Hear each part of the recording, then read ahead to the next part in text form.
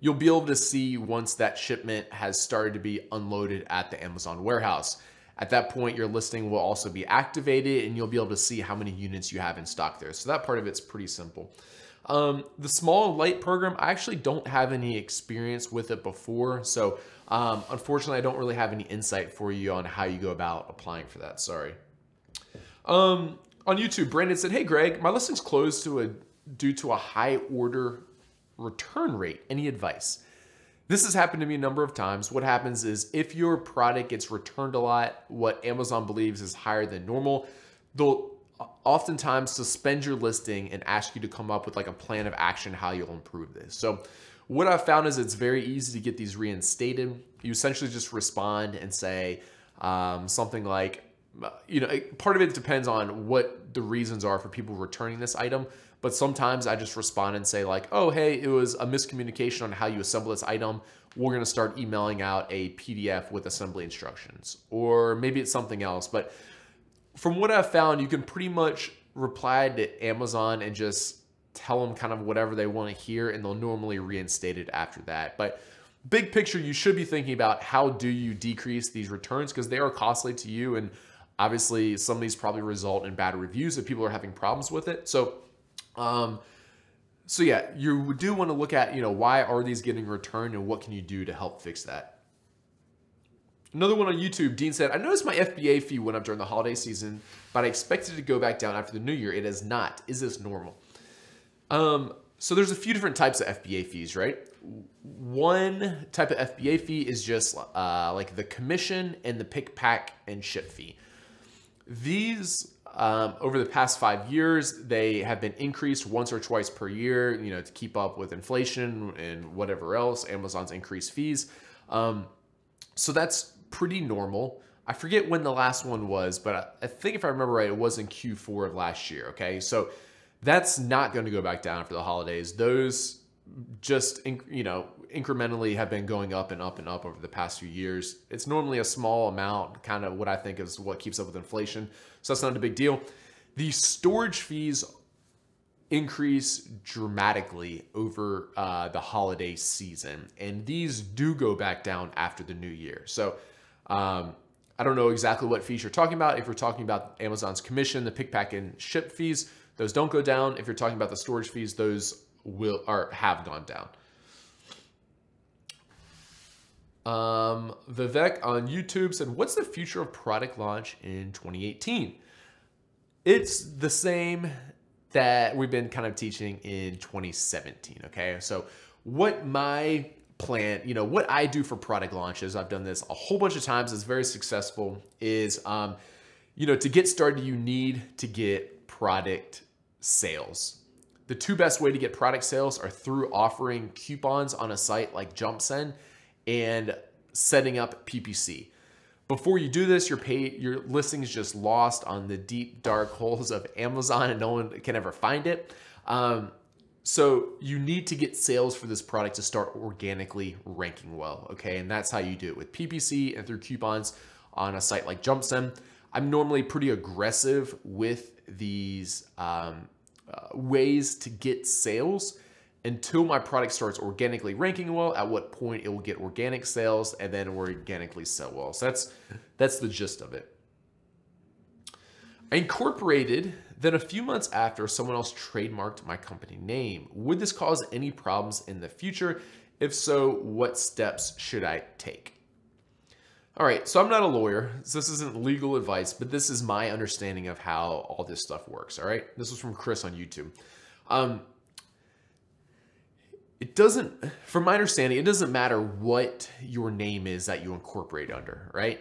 I think I may even be able to incorporate under like Coca-Cola or something else. And if that name's not taken in that respective state, then I think I could incorporate as it, all right? Like the name of your incorporation, your LLC or whatever else, from my understanding, that wouldn't be like trademark infringement because that's not like what you're doing business as or what you're selling products as, okay? So I don't think that matters. If this particular trademark, this name's important to you, then something to understand is, if this is already a registered trademark, you might run into issues and it's probably more trouble than it's worth. But I don't know what country you're from, but at least in the US, the trademark laws are set up so it's first to use, not first to register. So, you know, Jungle Scout is a registered trademark, but let's say it wasn't. And, you know, I've been using the Jungle Scout trademark, our brand name now, for over 3 years. If someone tried to trademark it, you know, like set it up and trademark it today, they legally wouldn't be able to, or I would legally be able to go after them and say, hey, I've been using this particular trademark for the past 3 years. And so I was the first to use it. It doesn't matter who the first is to actually file for the registration, okay? So those are two things to kind of think about. If you think that you were using it first and this is like a competitor trying to play dirty or something like that, legally you can go after them and say, hey, I was the first to use even though you were the first to register. But if this is just your company name, I don't think it matters. On Facebook, Taff said, I followed Greg's advice on getting rid of my excess inventory in the UK. I tried lowering the price to where it could still sell without being an add-on item, then tried giving away 100 coupons on JumpSend. Is there anything else that Greg can suggest? I have to shift all the stock within 1 week or I will incur a long-term storage fee. Please tell Greg that if he can figure a way out of this, then he'll be my hero forever. All right. So,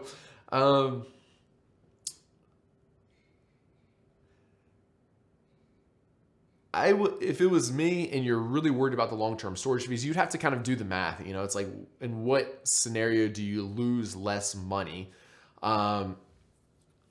If you give away more coupons on JumpSend at a deeper discount, I'm confident people will purchase them. You could also try running PPC. You know, if you've really lowered the price of this product a lot and it's still not selling, that would make me think that there's probably just not really any demand for this product, which is tough. But yeah, you know, if I was trying to get rid of inventory, the things I would do is like spend extra on PPC, lower the price, give away coupons on JumpSend. That's about it. I mean, at a certain rate though, this inventory will move. So yeah. On Facebook, Sharon said, please discuss the news that Amazon's deleting reviews for discounts over 40%. This has been going on for as long as I can remember, 3, 4, 5 years. Reviews that are left after purchasing a product at a discount are less likely to stick around for the long term. I don't know how their exact algorithm works because I have some reviews that were purchased at 90% off 3 years ago and they're still up there. Other times people will purchase a product at a 25% discount and the review will go up, but then like a week later it's gone. So 40% isn't a hard number. I don't know exactly how their algorithm works, but just understand that products that have been purchased at a large discount, it's less likely that the reviews will stick around forever. So that's just something to be mindful of. If I was to generalize all of this, it's that these reviews typically will get posted. However, they might only be up for a couple months or a few weeks or a half a year or whatever else. So their algorithm is much more sophisticated than just saying, hey, anything under 40% stays up, anything over 40% gets deleted. What do you think about using, this is from YouTube, what do you think about using Facebook ads to promote your products? I think it's a waste of time and money. Seriously. I'm pretty good at Facebook ads. We have a full-time guy at Jungle Scout who does Facebook ads. You know, I think between myself and, you know, Dan, who's on our team, like we are very good at Facebook ads, okay? And I've just never been able to make the unit economics of it work. It's always way cheaper for us to either spend more money on Amazon's PPC platform or just give away coupons on JumpSend. Yeah, the unit economics just have never worked out. And, you know, I always hear stories of these some people in certain niches or whatever that it does. But so you can give it a try, but just be prepared to like waste quite a bit of money on it is my advice in my opinion. YouTube Coolness said, hey Greg, Shark Tank went great. I was the first to present and I was told I would get a call in March. They love that I sold the product on all Amazon platforms, next Japan and Australia. Sweet, congratulations, that's amazing. I think you should come on our podcast, Go Pitch Win, considering it's Shark Tank style. On YouTube, Vonnie says, I love your shirt, thank you. I normally am just rocking my Jungle Scout shirts, but today it is very cold, so wearing something warmer. All right. On Facebook, Sharon said, on yesterday's webinar with Greg and Ben from the Wholesale Project, he mentioned that it's easy to change someone else's listing. I haven't found this to be true. Can you advise on this? Yeah, so this is a kind of a strange thing, and no one, I don't think, fully understands how it works, whether or not they have like listing control or not. Sometimes you can go into these listings and you can make whatever changes you want, and Amazon will just let that go through immediately. Other times they won't just let you automatically change it, but if you submit your changes to the catalog team, then they'll manually change it for you, okay? I think like the verbiage Amazon uses is something along the lines of like, we pull data from many different sources to choose what's best for our listings, blah, blah, blah, blah, blah. In my experience, if you're trying to change a listing that's fairly bad and the changes that you submit, especially if you submit them manually to the catalog team, seem to be of much higher quality, then it seems like they go through. That's the advice that I have. If most of the traffic's coming to purchase my product on Amazon from YouTube, Facebook, or other, do you think Amazon will have is? I think that question was cut off, but do you think Amazon will have? So the question was kind of cut off, so I don't know all of it, but that's fine if traffic's coming from external sources like YouTube or Facebook or your own website to your Amazon site. It's some people's belief that Amazon will give you extra kind of like rank juice by doing this. I don't personally believe or agree with that. I think they just treat it as any other sale, but it's one of those things that's very difficult to know for sure. Most people don't have like enough kind of like case studies to kind of like figure out whether that's true or not. So yeah.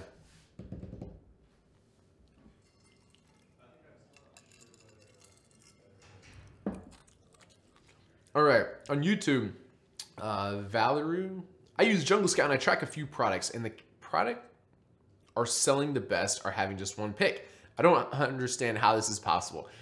So some products do sell well on Amazon that only have like one picture and like really crappy bullets and a really short description. There's usually more to it than just that. Maybe these products don't have very many competitors. Maybe this is like a well-known name brand. Maybe this product has a ton of really high quality reviews, so people don't care as much about the products. But typically in this scenario, this is an opportunity for you to sell a similar product with a much higher quality listing that should convert quite a bit better, okay? So yeah, I'd say look at this as an opportunity.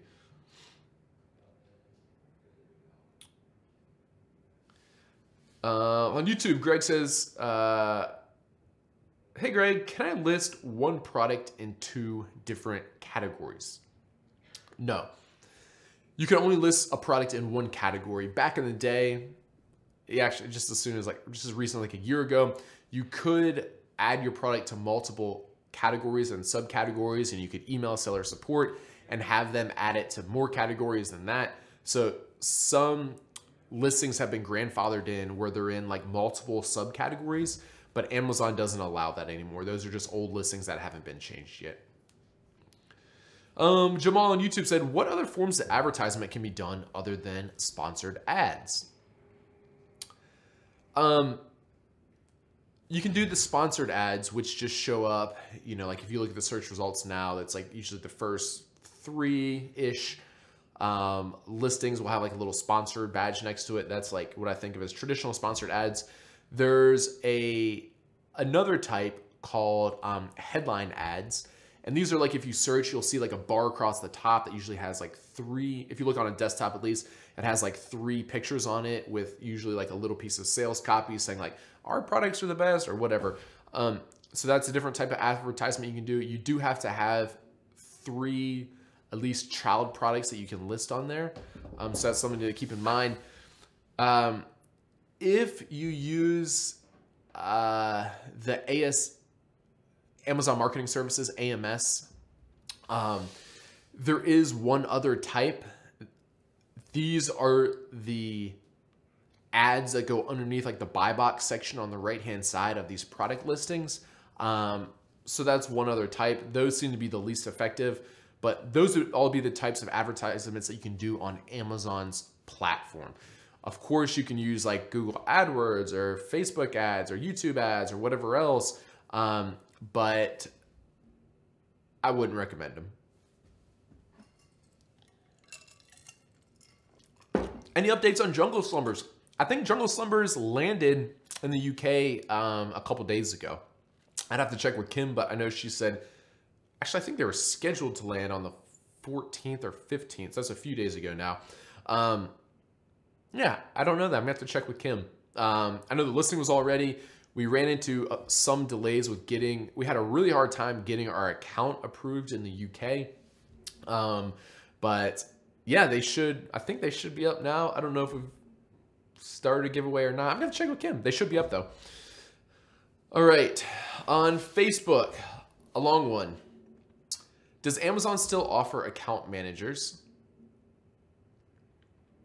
The long question is, from the $1 million case study, I tried to reach out to Joel, the Amazon account manager. We haven't heard back from him. So this is a really long question, but I'll just give you the short of it because I think I understand what you're asking. Essentially, can you get a Amazon account manager? I think the answer to this question is I do believe they still exist, but to be completely candid, they're worthless. They essentially don't really help much. You can do the whole process yourself. From what I've found, a lot of these like account managers will reach out to us at Jungle Scout to ask us to help them kind of like promote their services. And it seems like people only last in this job like a year or less. So Joel probably doesn't work there anymore since that was from last year, maybe even 2 years ago now. So I would just sign up for Seller Central yourself. I think like the Facebook group and these AMAs and other stuff are going to be more helpful than what these account managers provide to you. That's the truth of it. On YouTube, Hermie said, have you heard about Merch by Amazon and what do you think about it? Yes, I have heard of Merch by Amazon. Merch by Amazon is kind of like a print-on-demand type service. I do not personally sell anything using the Merch by Amazon program, but you could give it a try if you would like.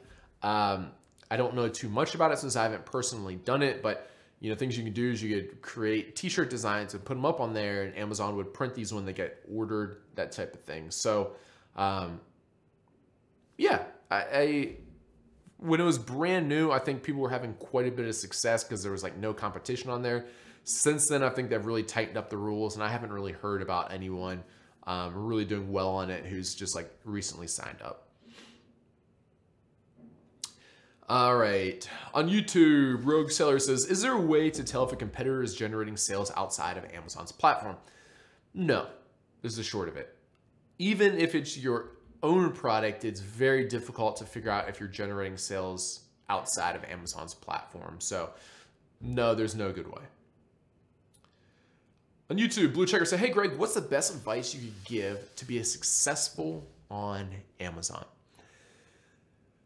In my opinion, the product research part is really like the make it or break it. If you choose a good product, the rest will come pretty easily to you. If you choose a poor product that either has no demand or too high of competition, it's an uphill battle in front of you. So really product research, I think, is kind of like what makes it or break it. So that would kind of be, if I had one piece of advice on how to be successful on Amazon, that's what it would be.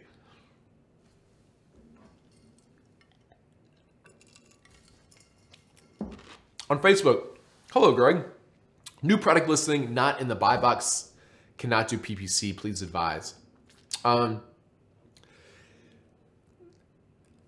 Amazon probably thinks that your price is too high. That's typically the reason they like don't give you the buy box. I think other times there's kind of like a weird thing that until you have like some seller feedback, they don't really like to put you in the buy box, or like before you made a few sales, but that's kind of like the chicken and the egg problem. What I would probably do is give away some coupons, get a few sales through those coupons so you've made some sales. Hopefully one of those people leaves you like a little bit of seller feedback, which I think would help. But that's the gist of it. Hey Greg, what problems did you have with your account in the UK? When you set up a new account, it goes to like this account verification process where they verify like the incorporation and the passport and like the name and all this kind of stuff. We made a mistake when we were setting up the account and we put the wrong incorporation name or the wrong like LLC name in there. And the short of it was just this escalated into like a ton of issues because we were like stuck at this part because we couldn't verify the LLC because we put the wrong name in there, and we couldn't change the LLC name because they just like didn't allow it, and we couldn't shut down the account because it was in a verification process. So like we were like so it was just kind of like a bug in the system where we were like stuck. And the short of it was like, they didn't have like a good way to like get around this. It was like very difficult to like escalate this case to a point that they could fix this. So my advice to you is double check all the information you put in there, make sure it's all correct, because if you don't, then it can turn into like a month-long process to get this thing verified. So that's the gist of it. If we would have put all the information in there correctly, I think most people get their account verified in like 2 or 3 days. We just essentially made like a typo and it screwed everything up.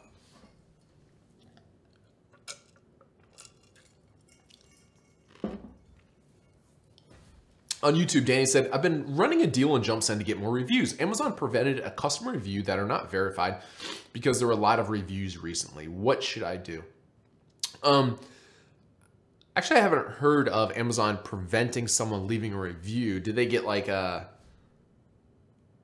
just like a message saying like no more reviews allowed? I don't know.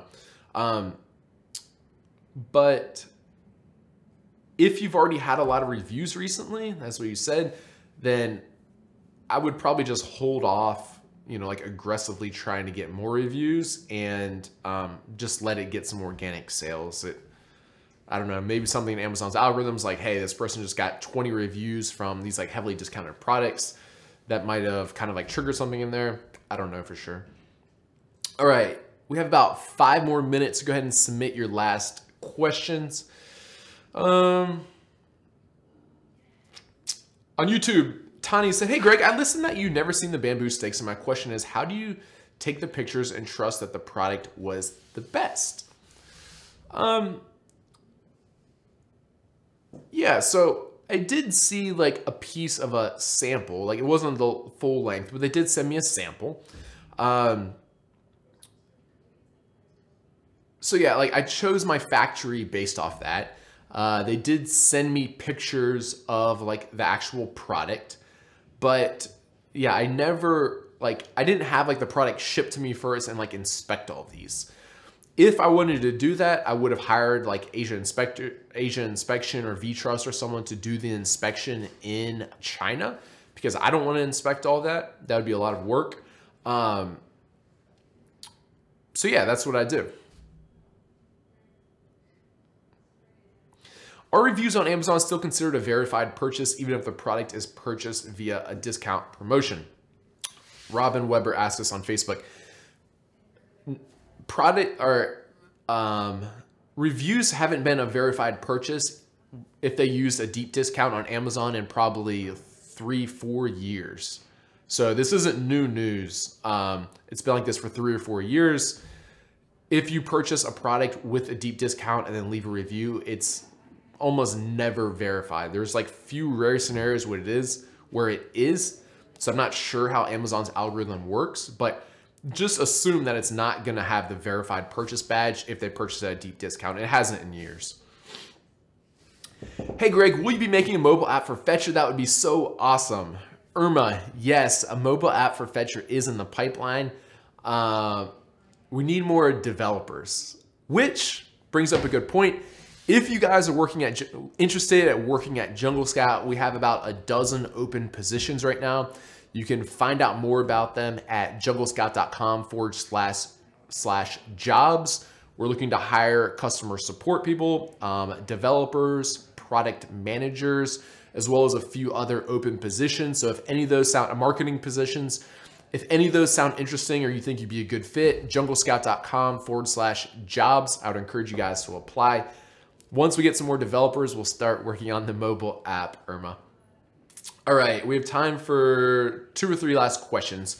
What's the best way to avoid finding the same product at the same time as everyone else on Jungle Scout? When I found my product on Jungle Scout, there was only a few people selling it. Now there's a bunch more.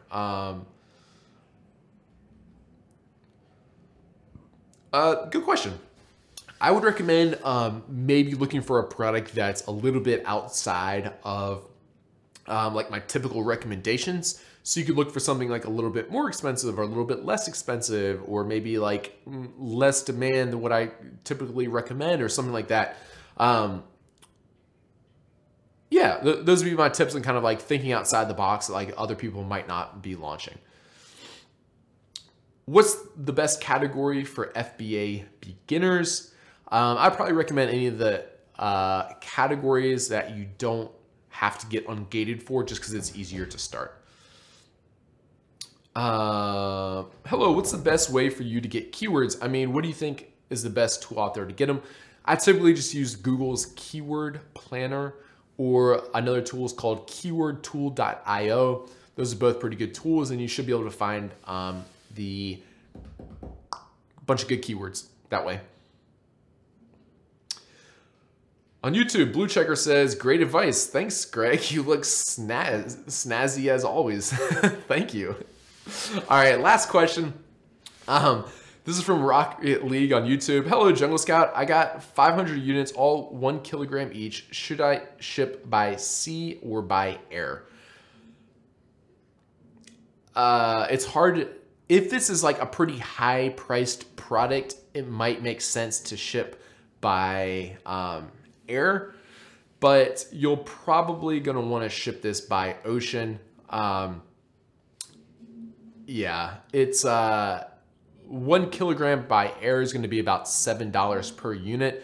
So I doubt the unit economics there work out. So yep, I'll probably be looking at shipping that by ocean. Guys, that is the end of the time.